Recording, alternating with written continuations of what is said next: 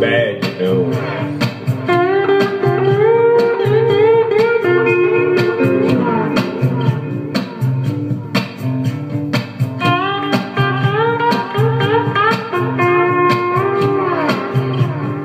Bad, you know.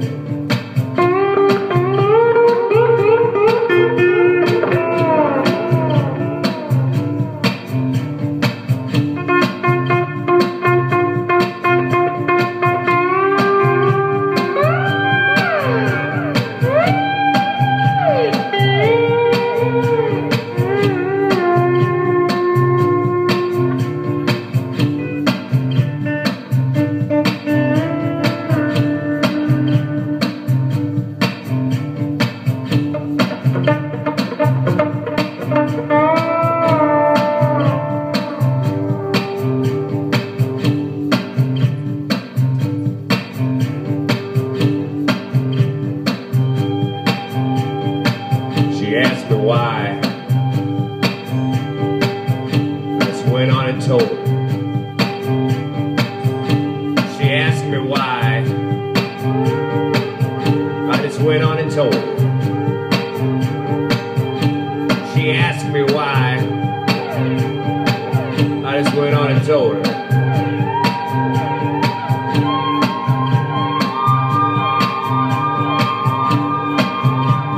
It's bad, you know.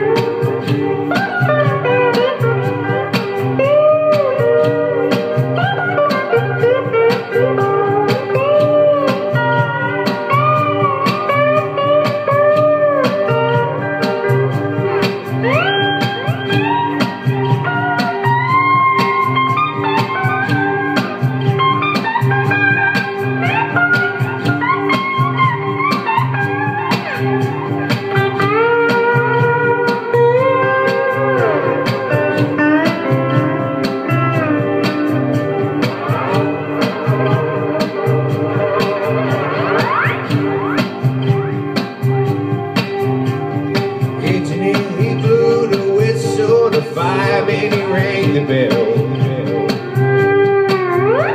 The engineer, he blew the whistle, the fireman, he rang the bell.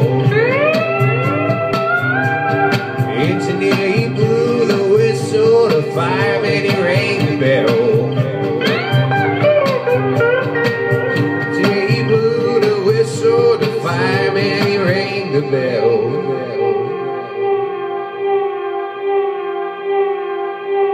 It's bad, you know.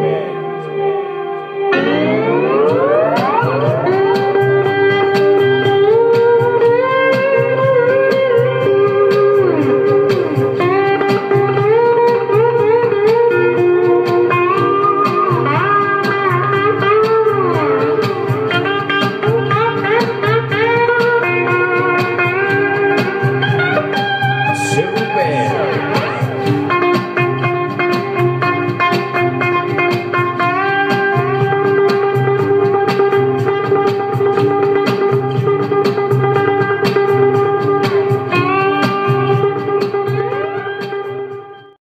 Americans are treated as equal, we are all more free. This has got nothing to do with the First Amendment. It is about the fact that I do think we as Americans, as people, need to honor differences of opinion. The engineer who's been identified by American media as James Damore has been fired from the internet giant. Manifesto written by a Google engineer has put diversity and sexism back in the forefront. This after he wrote an internal document asserting that there were biological reasons why men and women weren't equally represented.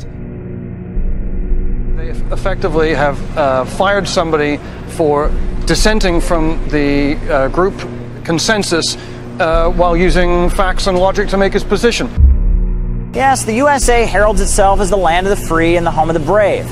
But on certain college campuses in Silicon Valley and in other parts of the country, there's an atmosphere brewing where if you have the wrong political opinions or cultural views, there could be very harsh consequences.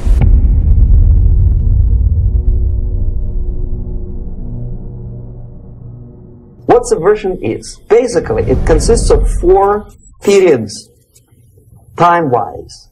If we start from here and go this way, time, right? This is the beginning point.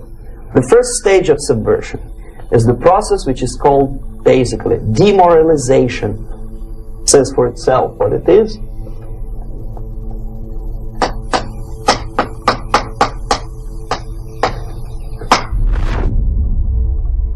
And we believe that sexism, racism, homophobia, and bigotry have no place in this country. Damore told CBS News that before he was fired, he complained to the National Labor Relations Board that Google was trying to silence him.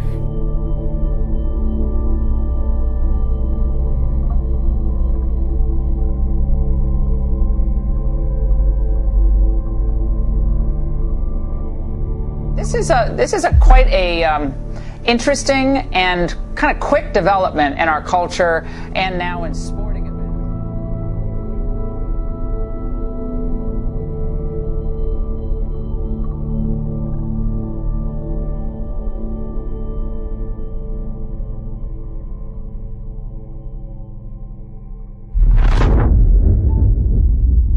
The moment you bring a country to the point of almost total demoralization, when nothing works anymore, when you are not sure whether it is right or wrong, good and bad, but there's no division between evil and good.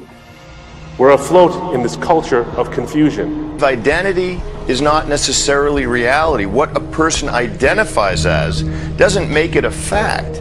But how do we get here? How do we arrive at a place where truth is not as important as personal preferences, even when we acknowledge it exists? Are people not happier these days, as one writer puts it, to live in worlds built out of our own facts? What if there was a place where the unthinkable didn't happen and life could continue for progressive Americans just as before? Now there is. Welcome to The Bubble. The Bubble is a planned community of like-minded freethinkers and no one else. However, when I read the memo, look, even if you disagree with every single point he made, I felt he made his points in a logical, calm, and rational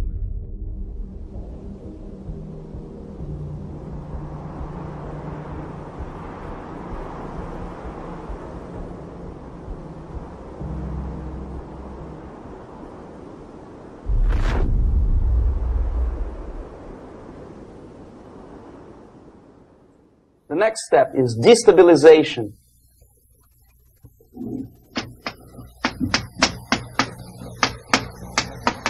Again, this word says for itself what it is. To destabilize all the relations, all the accepted institutions and organizations in a country.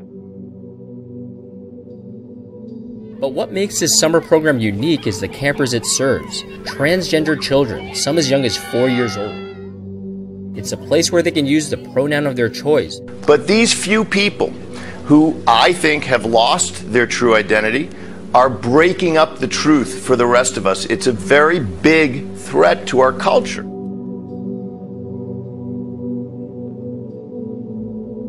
My question for you is this: has that agreement actually come in our day?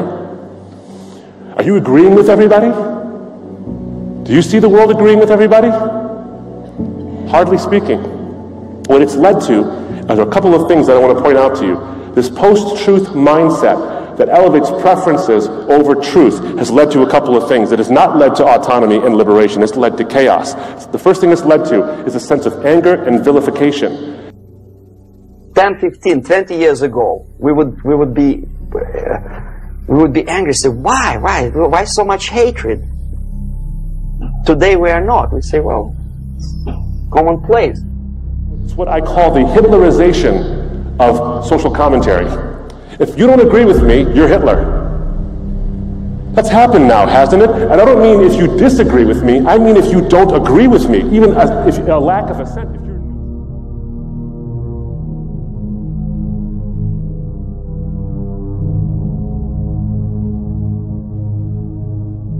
Particularly at a company like Google, which basically controls our information flow. For these guys to start basically saying this is acceptable, this is not acceptable, is really quite dangerous. I love that line about because he was walking around as a man, no one even noticed he was pregnant. They just thought he had a beer belly. The beer belly, that's right. And sharing it on social media so that everybody can understand and learn a little bit more about it is great. Like a virus taking over a computer, the mind that writes the sentence, transgender man gives birth to a boy, has been completely corrupted by political pressure. They actively include themselves in a political process. All of a sudden we see a homosexual. 15 years ago he did his dirty job and nobody cared. Now he makes it a political issue. The law of the jungle, not the law of civilization.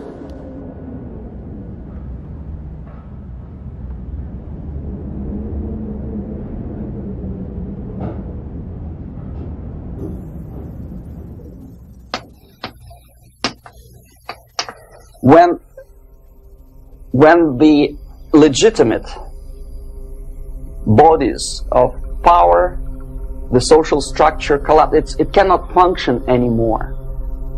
Underestimated outcomes that have divided the world.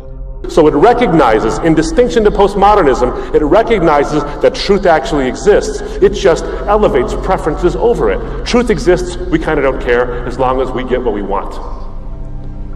And there are those, the men of steel and the women of steel, who want to tell you that their voices can get you what you want. And they're the ones who say, we have the answers. But all of this is leading to a culture of confusion. Law and order now also is pushed into the area where previously people settled their differences peacefully and legitimately. Now, we cannot solve our problems anymore. The society at large becomes more and more antagonistic between individuals, between groups of individuals, and the society at large. It reminds me of the song that was so popular in the 80s when I was growing up, which dates me terribly, but a song called The Land of Confusion by the band Genesis. Remember what the words were? Oh, Superman, where are you now? When everything's gone wrong somehow, these men of steel, these men of power, are losing control by the hour. Does that not describe today? Could that song not be written yesterday? So therefore, the population at large is looking for a savior. Some strong man, strong government, a leader, a savior is needed. This nation was founded by men of many nations and backgrounds. It was founded on the principle that all men are created equal. Equality, mind you. President Kennedy once said, we will make America to believe that people are born equal. Are people born equal? Is there any mentioning in the Bible? There is not a single word about equality. Just the opposite. You cannot legislate equality. If you want to be equal, you have to be equal. You have to deserve it. And yet we build our society on the principle of equality. We say people are equal. We know it is false. It's a lie.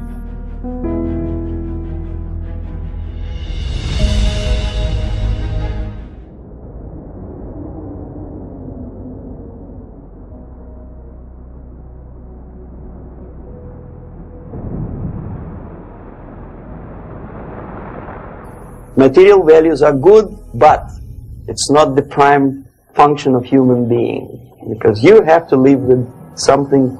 Obviously, the design for our life is not to consume more deodorants. There must be something greater. If such a complicated instrument as human body was created, obviously there must be some higher purpose for that. Do any one of you here think that what we're seeing has been detrimental to society as a whole? Well, I think the loss, I mean, if you start to disagree about how to see truth and how to establish it and agree what it is, then I think you're in some danger. We recognize truth, but subordinate it to preference because we have sacrificed truth and clarity on the altar of human autonomy. I'm a law unto myself. I get to decide what's right and wrong for myself, and you get to do the same thing. The problem is when we collide. If I'm a law unto myself and you're a law unto yourself, because we're so autonomous, there's going to come a time when my set of values is going to collide with your set of values. But truth is under a lot of attack. Mika, you wanted to say something, please do. Well, how do you define truth? When we remove the boundaries, remove the fences, we lose that sense of purpose and we lose that true freedom. Have you ever met a person who would sacrifice his life, freedom, for the truth like that? This is truth. I never met a person who said, this is truth and I'm ready to shoot me. To defend the truth. The Bible is not against your freedom. It's very much in favor of it because it doesn't want you to result in chaos. And Jesus claims to be the true source of that freedom. And he makes a statement that's pretty interesting. He says, freedom is inextricably intertwined with truth. Something which is not material moves society and helps it to survive. Now, the culture says that preferences over truth leads to autonomy. The Bible points out that autonomy over truth leads to chaos. But Jesus says that he is the embodiment of truth and he sets you free. And the other way around. The moment we turn into 2 by 2 is 4 and make it a guiding principle of our life, our existence, we die. Even though this is true and this we cannot prove. We only can feel and have faith in it. So the answer to ideological subversion, strangely enough, is very simple. You simply have to have faith. He doesn't tell you. See, Jesus is not a post-truth man. A post-truth man would tell you what you prefer to hear, not what's actually true. Jesus tells you what is true, not what you want to hear. He's not trying to sell you something. He's trying to tell you like it is. For we wrestle not against flesh and blood, but against principalities, against powers, against the rulers of the darkness of this world, against spiritual wickedness in high places.